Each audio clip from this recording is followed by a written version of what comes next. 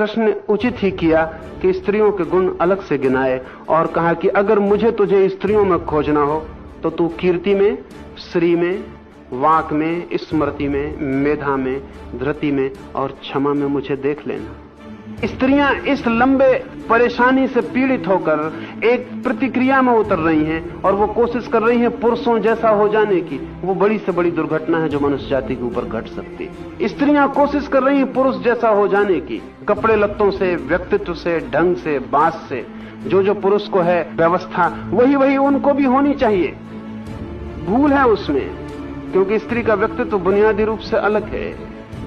उसे भी हक होना चाहिए खुद के विकसित करने का, उतना ही जितना पुरुष को है। लेकिन पुरुष जैसा विकसित होने का हक बहुत महंगा सौदा है। और अगर स्त्रियां पुरुष जैसी होती हैं तो हम इस दुनिया को बिल्कुल बेरौनक कर देंगे। कुछ गुण एकदम खो जाएंगे जो स्त्रियों के ही हो सकते थे। आज पश्चिम में कीर्ति नहीं हो सकती, स्त्री में स्त्री नहीं हो सकती, क्षमा नहीं हो सकती, धृति नहीं हो सकती। जिस स्मृति की मैंने बात कही वैसी समग्र स्मृति नहीं हो सकती, क्योंकि वो हर मामले में पुरुष के साथ जैसा पुरुष है वैसा करने की कोशिश में लगी है। इसमें नुकसान पुरुष को होने वाला नहीं, इसमें नुकसान स्त्री को ही हो जाएगा, क्योंकि वो नंबर 2 की ही पुरुष हो सकती है। पुरुष तो हो नहीं सकती, सेकेंडरी नंबर 2 की पुरुष हो सकती है, और नंबर 2 की पुरुष होकर वो एकदम कुरूप और विकृत हो जाएगी। कृष्ण ने उचित ही किया कि स्त्रियों के गुण अलग से गिनाए और कहा कि अगर मुझे तुझे स्त्रियों में खोजना हो तो तू कीर्ति में, श्री में, वाक में, स्मृति में, मेधा में, धृति में और क्षमा में मुझे देख लेना। स्त्रियां इस लंबे परेशानी से पीड़ित होकर एक प्रतिक्रिया में उतर रही हैं और वो कोशिश कर रही हैं पुरुषों जैसा हो जाने की। वो बड़ी से बड़ी दुर्घटना है जो मनुष्य जाति के ऊपर घट सकती है। स्त्रियां कोशिश कर रही हैं पुरुष जैसा हो जाने की, कपड़े लत्तों से, व्यक्तित्व से, ढंग से, बात से। जो पुरुष को है व्यवस्था, वही उनको भी होनी चाहिए। भूल है उसमें, क्योंकि स्त्री का व्यक्तित्व बुनियादी रूप से अलग है।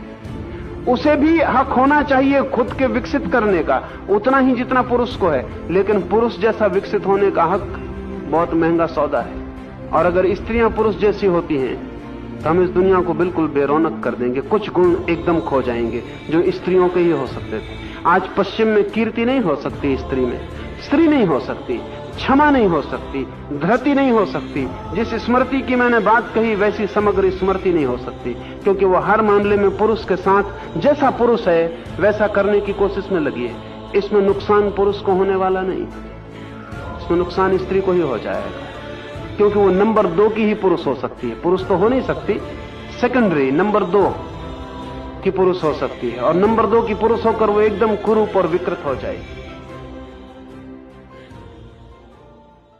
कृष्ण ने उचित ही किया कि स्त्रियों के गुण अलग से गिनाए और कहा कि अगर मुझे तुझे स्त्रियों में खोजना हो तो तू कीर्ति में, श्री में, वाक में, स्मृति में, मेधा में, धृति में और क्षमा में मुझे देख लेना। स्त्रियां इस लंबे परेशानी से पीड़ित होकर एक प्रतिक्रिया में उतर रही हैं और वो कोशिश कर रही हैं पुरुषों जैसा हो जाने की। वो बड़ी से बड़ी दुर्घटना है जो मनुष्य जाति के ऊपर घट सकती है। स्त्रियां कोशिश कर रही हैं पुरुष जैसा हो जाने की, कपड़े लत्तों से, व्यक्तित्व से, ढंग से, बात से। जो पुरुष को है व्यवस्था, वही उनको भी होनी चाहिए। भूल है उसमें, क्योंकि स्त्री का व्यक्तित्व बुनियादी रूप से अलग है।